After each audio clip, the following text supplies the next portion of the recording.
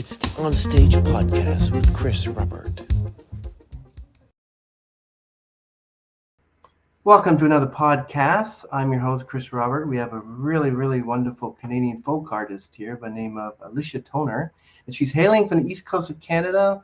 And you know, Alicia's star is rising quickly, and her presence will grab you. And the very first note lyrics that hit you straight in the heart, like it did with me, and a sound that will leave you fans of pop, rock, folk, and Americana through satisfying and a voice that soars above it all. Alicia is it all. So Alicia, can you give us a little bit? Well, first of all, let me say thank you very much for joining us today on the On Stage podcast. Very pleasure to meet you. Yeah, thanks for having me.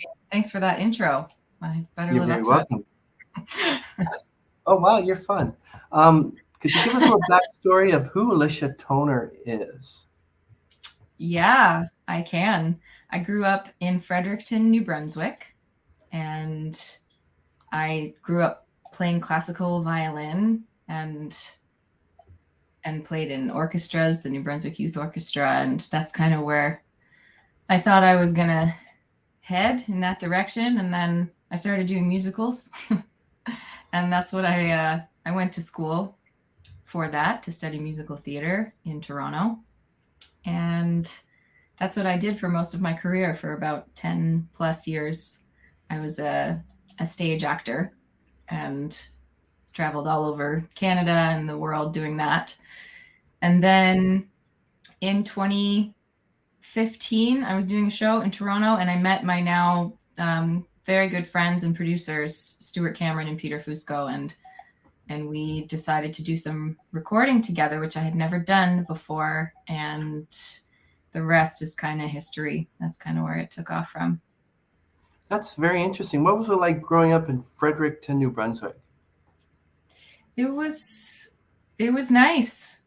There's a lot of, I have a big family, and a lot of them live there and are from there, and they're very musical. So I grew up in a big musical family. My uncle and my grandmother both play guitar and sing folk music, and so I learned a lot from them. And Fredericton itself is a beautiful city. It was kind of like just the right size for me, which is why I eventually ended up in a small East Coast city again. But there's, lots of opportunity there. It was a great place to grow up. Yeah, when we were in PEI, it was like beautiful down there. And I'm like, we went into this little, I guess, diner or coffee shop. And Charlottetown actually had there was a large cruise ship there. Yeah, there's a lot of cruise ships. Yes, what was a cruise ship doing in PEI? So it was quite large, and it was quite one of the highlights of the time there. And it's really nice. And I saw a couple of people who were dressed up to the nines and 18th or 19th century garb, and they spoke with a very thick accent, and it was fun watching it. It's really fun down there. I like how you mentioned that you traveled the world. You traveled the world and the seven seas. Everybody searching for something. Give us a little bit of where you were when you went into the world, when you were doing your acting and your, like, what exactly kind of acting? Yeah, where all I traveled, you mean? I spent a lot of time all over Canada. I spent a lot of time in the west coast, actually, of Canada, Alberta specifically. But I was lucky enough to be in some shows that took me to Europe, to Serbia and Russia, to the UK, and that's pretty much the size of it. It was mostly all over Canada. And I lived in Toronto for probably 10 years and was lucky to work there quite a bit.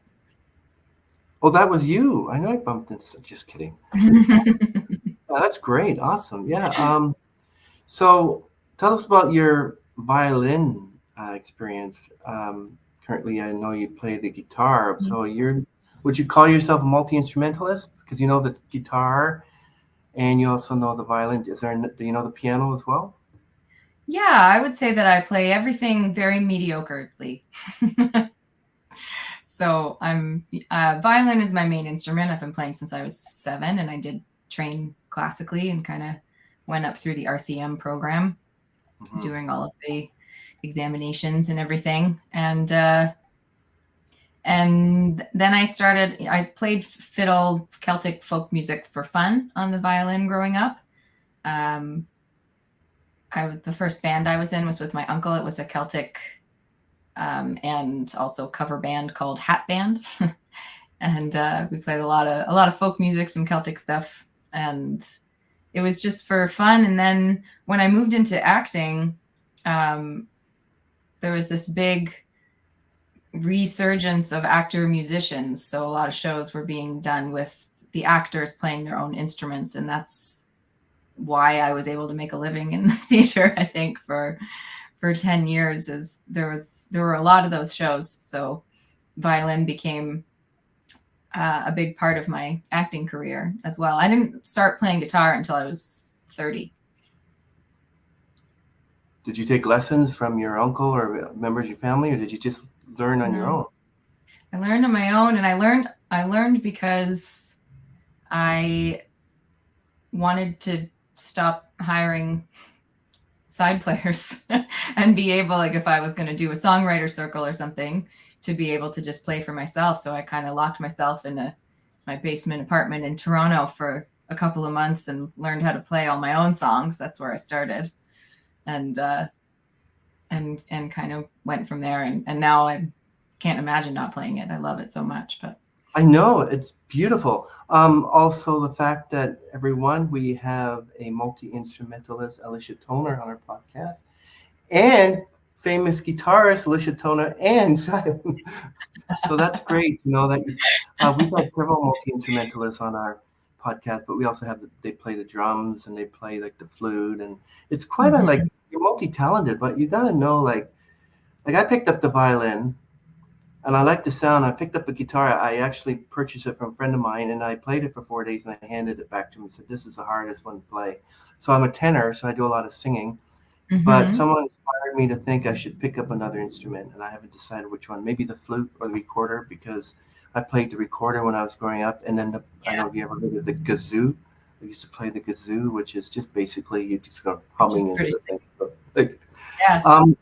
Yeah, I mean, I played a lot of band instruments growing up. I played drums for my jazz band in high school, and I played saxophone as well. Nice. And then my first job out of theater school was for this theater company in Alberta called Stage West Calgary. And they were looking for actor musicians, but they were looking for somebody that could play the violin and the trumpet. And I was like, well, 50, you know, I got half of those skills. So I learned how to play them. And I feel like once you've learned, you know, once you've learned a wind instrument or a valve instrument, those skills are kind of transferable. But the guitar for me was like something so completely different from anything I had ever learned before. So I remember trying to learn the guitar one time and getting fed up and picking up the cello instead, because I was like, well, this is a transferable skill. I know how this instrument works. I just have to practice and get better at it. But the guitar eluded me for a long time. You do know the violin and the cello are almost exactly the same, which means if you learn to play the violin, you can play the cello. Instead of doing this, you're doing this. But then you have the viola as well. And you got the group Bond, consists of 3 girls, and there's another group, and one of them plays this really strange cello or violin, which is kind of shaped like but that's all it is. It's just the outline of the violin, but it's an electronic one. Yeah. Those are pretty interesting. Now, when you were saying that you were from Charlottetown, I remember that the Rankins as well, and they're up there in Mabou, Nova Scotia, and then you have Halifax, and and then they have that Confederation Bridge, which it just takes 10 minutes to drive over. But when I'm predating myself here, Alicia, but don't look down on me. But the first time I went to Charlottetown, we had to take a ferry from the. Okay, I'm not ageist, so. Okay. Anya also, I think, is multi-instrumentalist, and a lot of these people are in my mind now when you mentioned that, because you're in Charlottetown and then Fredericton, New Brunswick. So I know a lot of musicians that write. And there's a nice little in Heather Rankin's pub. Her and her sisters had this. They have this pub in Mabou, Nova Scotia. They have these members who play the fiddle. They play a violin almost every night. They're really good. They're really good. So you said you got into music because your uncle and every member of your family were playing, but did you have a decision that you wanted to pick up? What was that first instrument that you thought that you wanted to, was it the violin, the guitar? You said you started playing the drums in high school. What was the very first instrument you started playing? It was definitely the violin, and it wasn't for any, like, it's not really even a great story. I just saw a violinist on TV, and my sister already played piano. So I was like, well, maybe I'll do that. So I told my parents I wanted to play the violin, and yeah, they got me started in group lessons. I remember going to like a group lesson for the first time with my very, very tiny violin, and they put tape on the fingerboard to show you where your fingers went. Pretty vivid memory of going to that first lesson, but I did fall in love with it pretty quickly. Did you enjoy traveling? Did you enjoy doing those shows? And yeah, I did. I love change. Not as much now that I'm older and have a child, and but I tend to, if I stay in something too long or in a place too long, it starts to feel like work. And if things are moving and changing, it just feels exciting. And so I used to, a few times a year, I'd kind of pick up and move my life to a different city for 3 months. And which is very different than kind of going on the road now for a couple of weeks. But I did enjoy it back then. And then as time went on, I started to enjoy it less and less. Yeah, that's interesting. Can you give us a chance? Like, I love your time travel song. And was that intentional to play it in the snow like that? It wasn't. It was intentional to, the setting was intentional. The snow was a surprise. The forecast was sunny all day, which is part of why we picked that day to go and do it. And it was really nice and sunny when we got there. And actually the whole first take of that video, there's no snow. So you'll see a couple of times it kind of jumps back and forth to like, my hair is not wet. And then in another shot, because it snowed hard for like quite a while. So yeah, you never know, especially in the winter out here, what the weather's going to do. Oh yeah, like even here in Toronto, we've had a big minus 22, I think, a week ago, and then it went right back up to 5 degrees. But there was a big snowstorm here, and I don't know if we're going to get any more snow. We might. Alicia, was there any chance at the time that you wanted to give up and do something else? Totally non-music. All the time. 5 minutes before this podcast, I wanted to give up. Okay, me too. See ya. No, I mean, I think a lot of artists are chronic self-doubters. That's why they become artists. But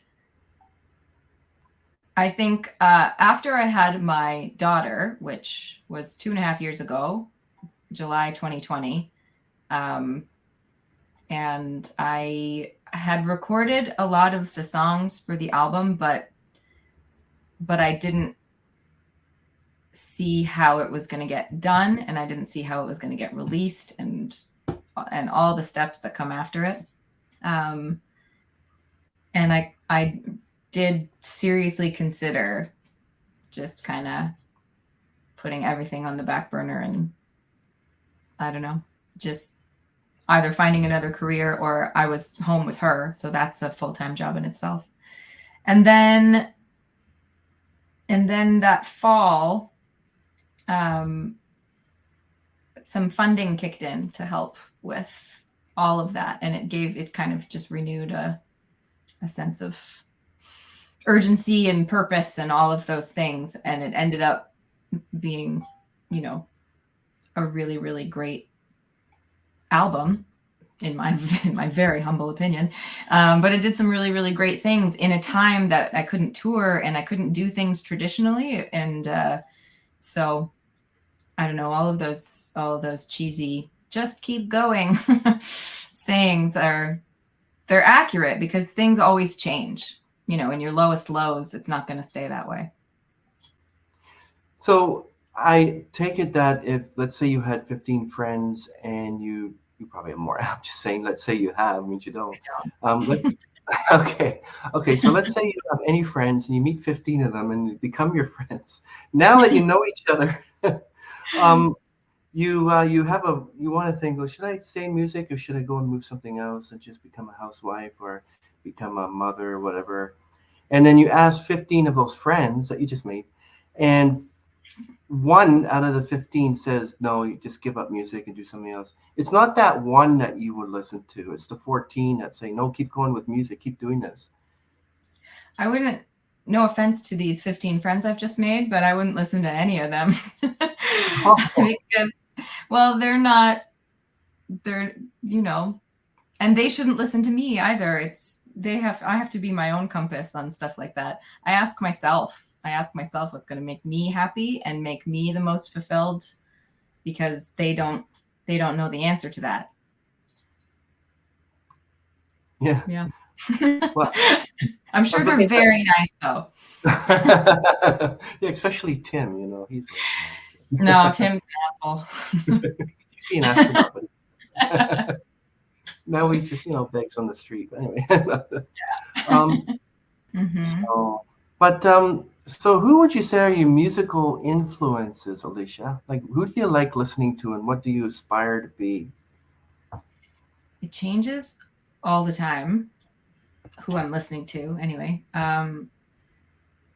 Lately, well, one of my biggest musical influences over the last 5 or 6 years has been Brandi Carlile. Yes. I love her. I'm not afraid to say it. But lately,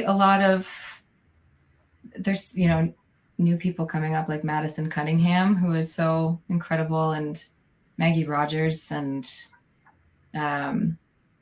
Amanda Shires and Allison Russell and a lot of, Americana women that I've been just absorbing like a sponge over the last few years. Growing up, it was a lot of folk music, but also like big pop divas because I was a kid of the 90s. So,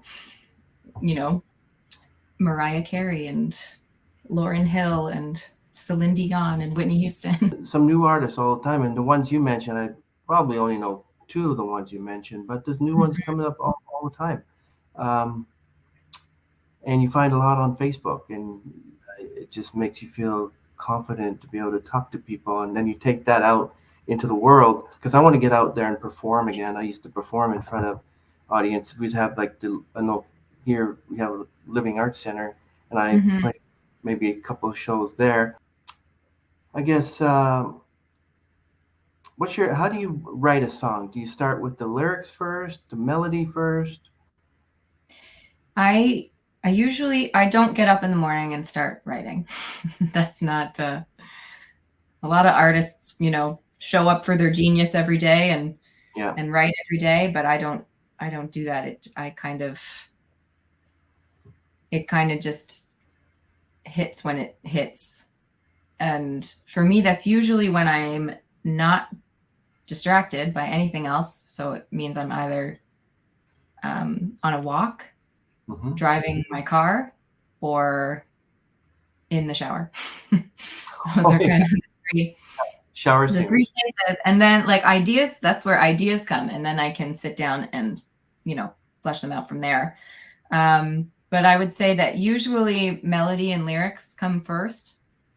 And then I'll sit down at the guitar and figure out the rest from there. That's wonderful. Does it take you very long to write a song? It depends. Sometimes I've had songs tumble out in 5 minutes, and I've had songs that have taken, you know, years because you let them go because you don't think they're any good, and then you find them in a voice memo a couple of years later, and you're like, no, it's worth putting some effort into. I just found out that well, we all know Chester Bennington from Linkin Park passed about 6 years ago, but apparently there's an album called Meteora, which got a lot of airplay years ago. This was their very first album, I think, in the 90s, whatever. And now there's a new song that they're releasing from Linkin Park called Lost. That Chester sang years before, like during Meteora. And sometimes they have albums and some songs don't go on the album. And this is one of the songs that they left out. And it's called Lost. And it's being released today. And it's actually people listening to it and remember Chester and what happened to him. And it's kind of sad that things like this are happening. What would you think, Alicia, would be the most difficult song for you to write? Oh, the most difficult song for me to write. I don't find it would have to be about somebody else. Because I find that writing about things that have happened to me to be therapeutic. I don't find it to be difficult. It's just a way to get those things out. But I have written a couple songs that I haven't put out into the world that have been about other people's tragedies. Those are hard. Those are difficult. Yeah. Yeah, it is. Like, remember Edmund Fitzgerald by Gordon Lightfoot? That was based on a tragedy. Do you feel that there's more emotional impact or your songs do you write towards an experience, or do you think that you really want to write a song about experience you didn't have? Is it possible to do that? Or do you just writing songs for somebody else's tragedy? Like, how do you find the balance? I think for the most part, I write from my own experience and, embellish from there. But I definitely find it, I think because I'm a deeply empathetic person, I don't find it that difficult to write about other people's experiences because I can imagine what it would feel like. And but I haven't always shared them because it's personal for somebody else. And I find those to be harder to perform. I find them to be for some reason much more vulnerable than just putting myself out there. Okay, I think you're actually the member of our embellishment band that we found. No, just kidding. So that's interesting you to say that. Yeah, you got to write songs. I think every musician writes a song about their experiences. But what do you think, in your own opinion, what do you think is the most difficult thing about being a musician? Is it writing? Is it touring? Is it bringing Alicia Toner into the world and not telling people who you are? Hopefully you get recognized. What would be the most difficult? The most difficult thing about being a musician is the industry. It's the industry side of things. Artists are wonderful. The music business sucks. You're not the only one who says that. Because Especially it's artificial intelligence as well. Yeah. It's full of, it's not built for artists to survive in. Artists are supposed to be tough and resilient and be really good at rejection because it happens every day, but we're not tough. We're empathetic, hard on our sleeve, trauma-filled beings. And that's why we're artists. And all of the rejection and money grabbing and, all of these, everything that comes with the music industry, popularity contests, streaming, social media, all of those things are not built for artists to survive. It's a very, very different way of being an artist. And you now have to be a business person as well. And it's, I think everybody stays with it because it's the only thing that they can do in a good way, because they love music and they want to see that survive. And it's the only thing that fills their soul. But it's not built for people to last. Well, let me ask you this question. So we know that Sting sold his entire catalog for $300 million to Sony. And of course, I believe Bruce Springsteen sold his catalog and the Beatles. What do you think is the reason for that? Because they know that they won't be able to survive in the music industry these days, or is it because they need the money, or is it because they had enough? What do you think is what would be your honest opinion, the reason for that? I honestly couldn't tell you. I could give you my best approximation, which is just that they've held on to it long enough, and holding on to it didn't necessarily make the most business sense anymore. Do you feel that there's a retirement age for musicians? You think Mick Jagger can still be dancing around the stage when he's 92? If he can still handle it, which I feel like he'll be able to. I don't think I think the only reason to retire is if you want to. I mean,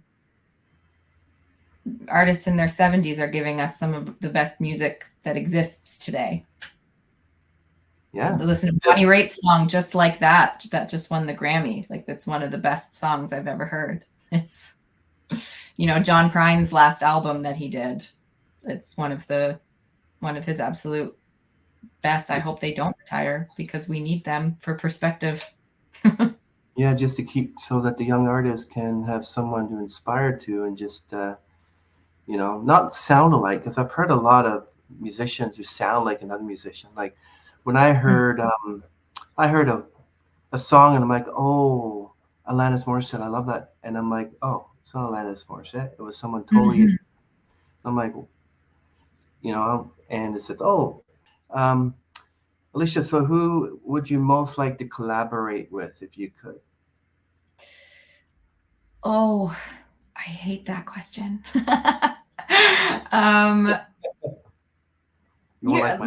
There's just so many people. It's like when someone asks you what your favorite song is. Like, I don't know who. There's so many. Like, there's people locally that I would like to collaborate with. There's people nationally. There's people internationally. Like I said, my favorite artist or my biggest influence is Brandi Carlile, but also I would be terrified to collaborate with her. She, because it's terrifying meeting your heroes. And so I don't know if I have a good enough answer for that question. There are so many people that I would love to collaborate with. Same here. Mine would be like Bryan Adams, Josh Groban, of course, maybe Andrea Bocelli. I thought doing a duet with Jim Cuddy might, be good. Whoever, if someone reached out to me and said, hi, I'm let's say Steve Tyler. We'd love to have you do a duet with us. I said, sure. Yeah. Yeah. So, where do you think you see yourself a year from now? You want to go that far? Time travel. There you go. Time travel. You can always come back to it. Yeah. Well, I mean, I plan ahead, so I know where I'm going to be a year from now. I'm going to be touring. I'm working on a third album right now. So that'll be very much in the works a year from now. And probably new singles will start coming out, and we're just going to start all over again. Why not? Yeah. Out there. Yeah. People far away as Japan or India will say, we know who Alicia Toner is. She's a Canadian musician. Never know. Yeah. I'd like to ask you about your song Have It All. That was it's done almost a year ago. That's a really nice song. How did you start? How did you film that? Like, what goes into the filming of a video? Do you have any say in it, or do you have to Yeah. trust videographers? That one was usually my videos are my ideas, but this one was very much a collaboration with a filmmaker here on Prince Edward Island named Mila Clarks, and the peering into windows at night thing and seeing people's lives play out, that was very much her idea, and I loved it. And then we kind of went back and forth on the stories that were being told inside those windows, inside those homes, and it was the biggest crew for any of my videos that I've had, for sure. Well, it was very good, and a lot of your songs are amazing. Like, I mean, it's just beautiful, dynamite, great voice. I love your lyrics. So if a young person came up to you and said, "Hi, I'd like to be an aspiring musician," what would your response be? What would be your advice to the young crowd who one day are going to take your place in the music industry? I think there's room for us all. I will add that. But I think my advice would just be to keep showing up with your authentic self. Because trying to be someone else is too exhausting, and trying to do things for other people, like to please other people, is too exhausting, and you'll burn out and you'll start to hate it.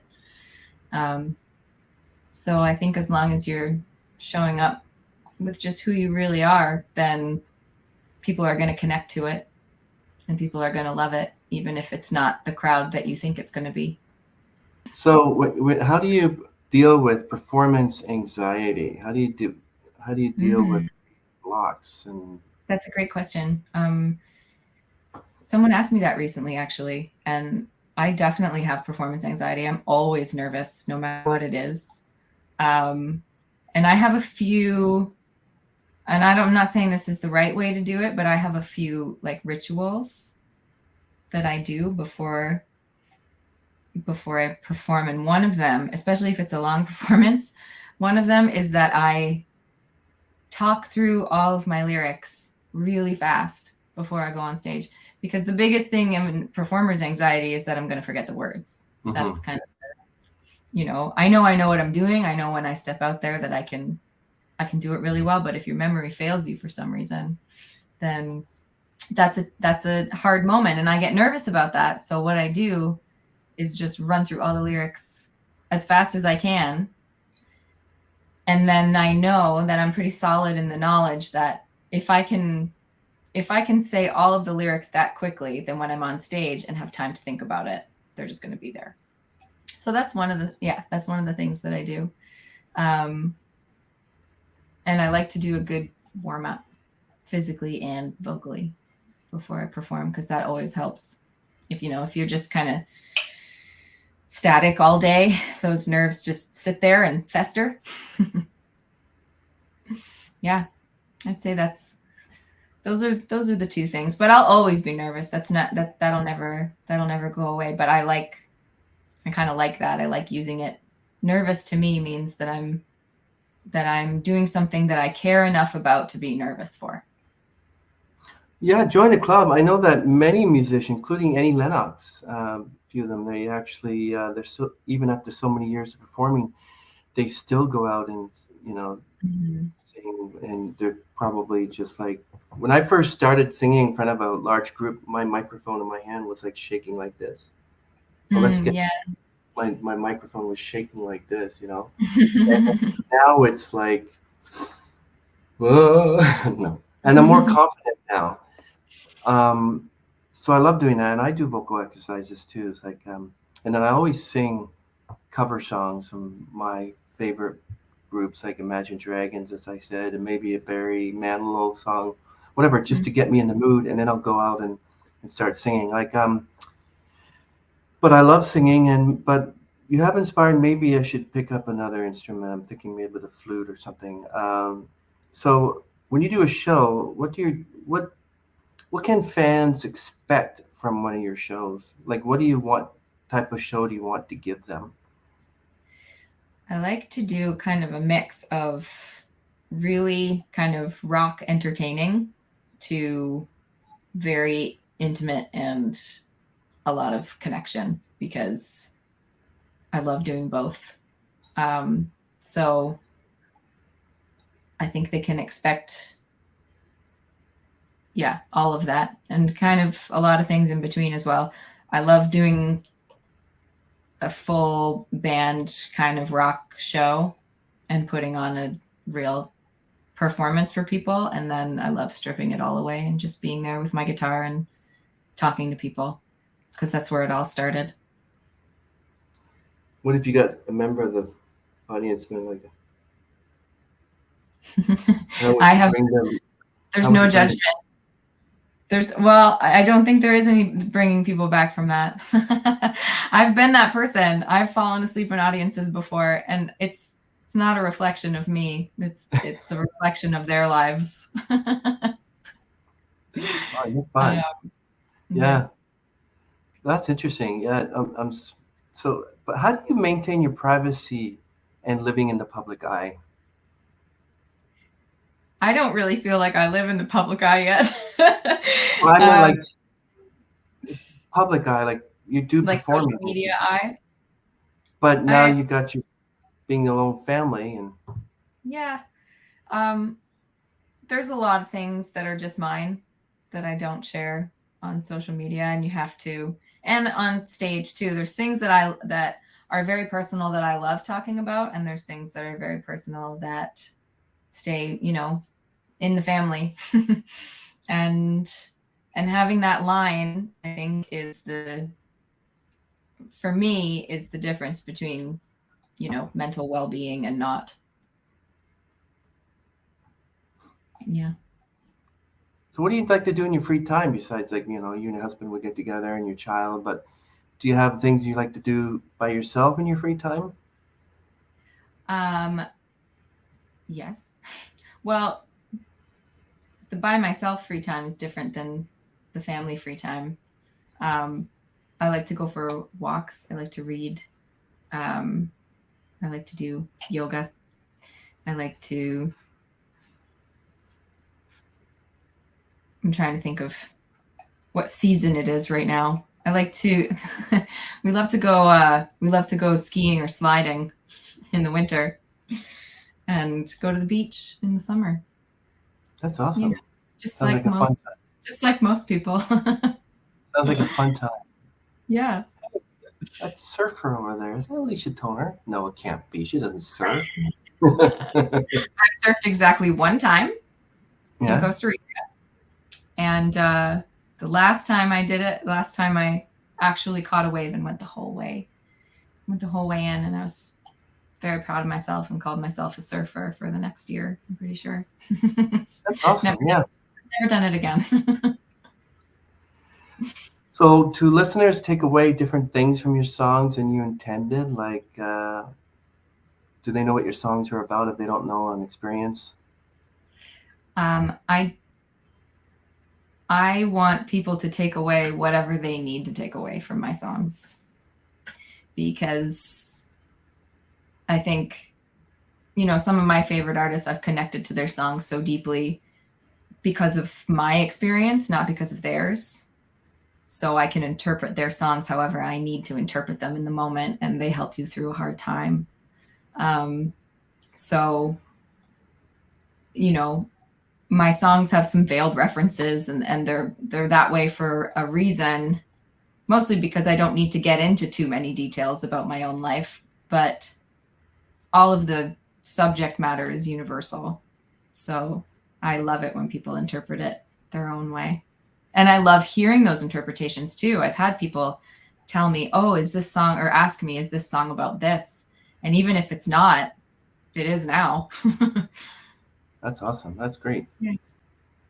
What was the pandemic like for you, and what kind of social issues are you interested in? Let's start with, what's the pandemic like for you during those times?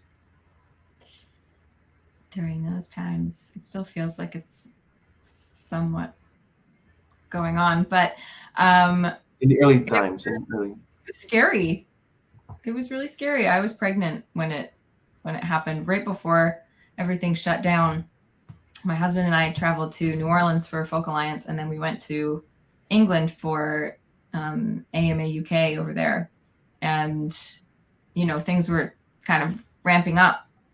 And I remember on the plane home, like buying a mask and being like, I guess, because I was pregnant at the time, and I was like, I guess, I don't know, this COVID thing, it's in England already, so I guess I should probably wear a mask on the plane. And there were like probably 10 people on this huge plane home that had a mask on. Yeah, and then we had our house rented out as we traveled. So when we got back, we got stuck at my parents' place in Fredericton, and that's where we spent like the real, like 6 weeks of lockdown. And it was a very, I was very uninspired, very not creative, just focusing on growing a human inside me. Yeah, and then we came back to Charlottetown, and it was tough because the bridge was closed to outside people, so we couldn't see our families, and we didn't until it opened up again about 4 days before she was born. So that was lucky. Yeah. But then it closed back down in the fall, and then we were cut off from our family for 6 months. Oh, wow, really? Yeah. So she did a whole lot of growing without seeing them and her grandparents. And so it was not a, you know, mentally healthy time. It was hard. We were new parents, and, you know, we were scared of our baby getting sick, so we didn't see a lot of people. And it was a really, really tough time. I'm really glad it's over. I'm really glad that part's over. Yeah, it's not really over, but it's good that we can, everything's, you know, opened up again. I see a lot of people still wearing their masks, but, you know, it's just, you just got to move on, and just got to move on and just do it the best you can. I noticed that the first few months, I found that a lot of latex gloves and were just thrown on the ground, and there was like within like 20 or 30 feet, I saw gloves, like latex gloves, just thrown on the ground. I'm like, it just caused a lot more mess, a lot more garbage, and like I used to work in a factory that made these things, so they're not biodegradable. So you have to pick them up and throw them out. And it was terrible during the first time. And it hit a lot of opera singers. A lot of them had to stop performing. They did a lot of things online, like Chris Mann and Randy Rainbow started during the pandemic. But everything's opened up now. So that's good. What is the, well, let's first start. What is your favorite song by any other artist? Not you, though. See, I already said that I hate this question. I know, but I just want to see if you would come up with if I'd answer it, if I'd dignify that with a response. My favorite song, I don't know. Okay, I won't ask you that question again. I just thought I'd, you know.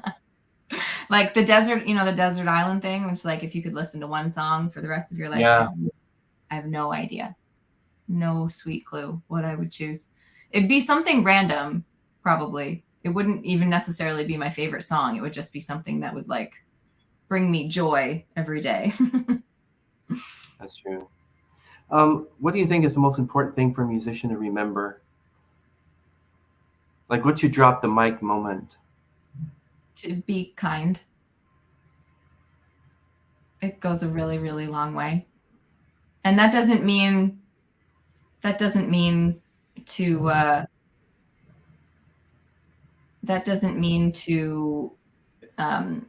take shit from anyone. That means that that dealing with people with kindness can really help. Can really help. That's all. Yeah, that's true.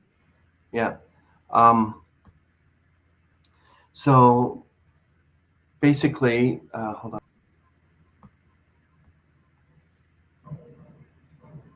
Have you ever performed a song and the audience sang with you?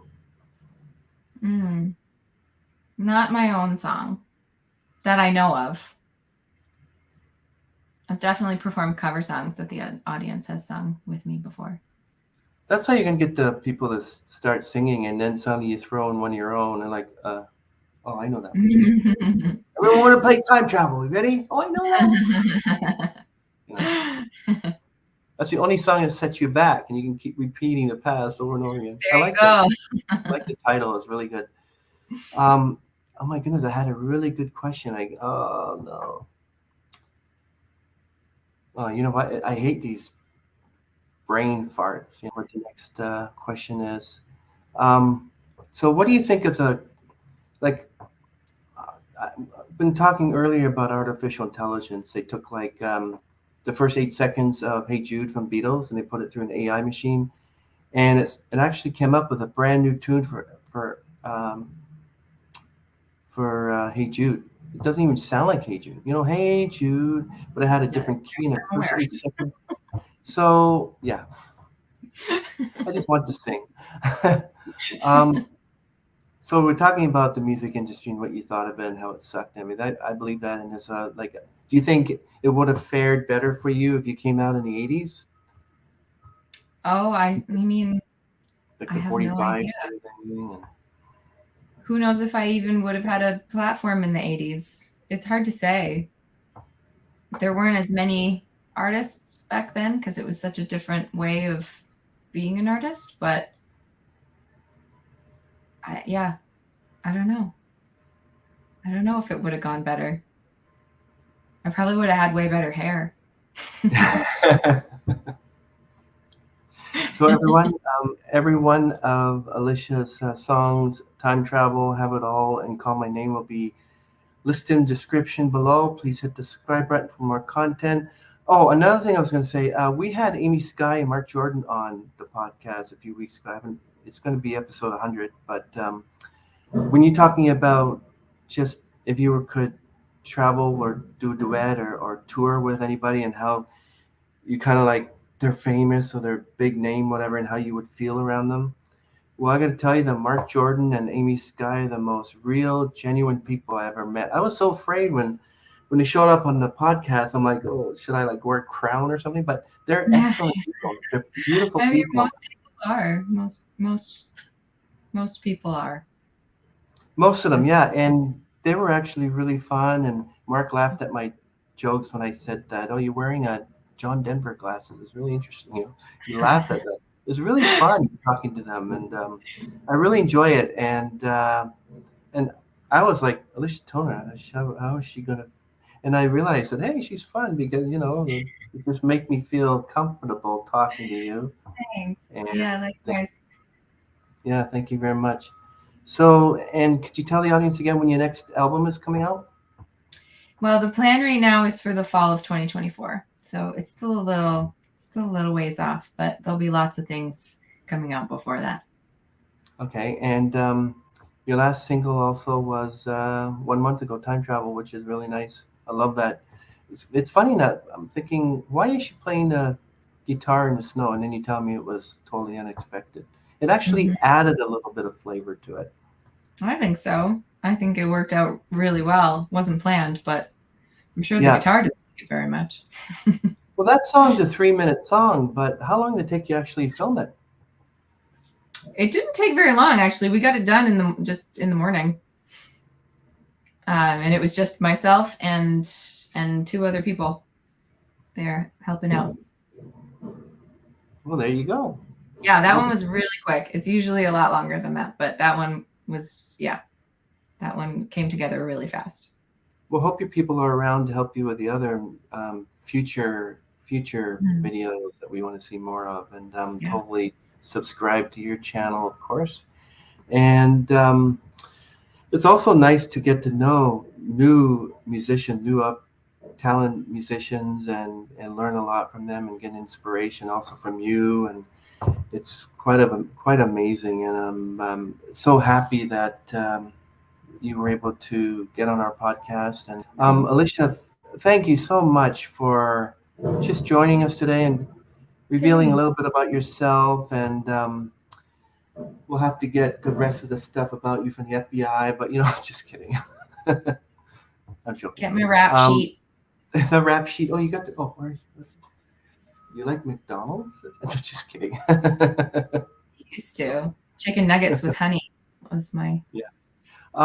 So apart from that, yeah, I really appreciate it. And you actually made me feel comfortable, and you're so nice and genuine, and it made everything seem so easy. Yeah, great. Thank you very much. Thanks, Awesome. Chris. You're Nice very to meet welcome. you. Nice to meet you too. Thank you. Have a great rest of your day. Thank you. You have a great rest of your day and a great weekend. And I'm going to end this stream right. Say goodbye. Bye. Bye.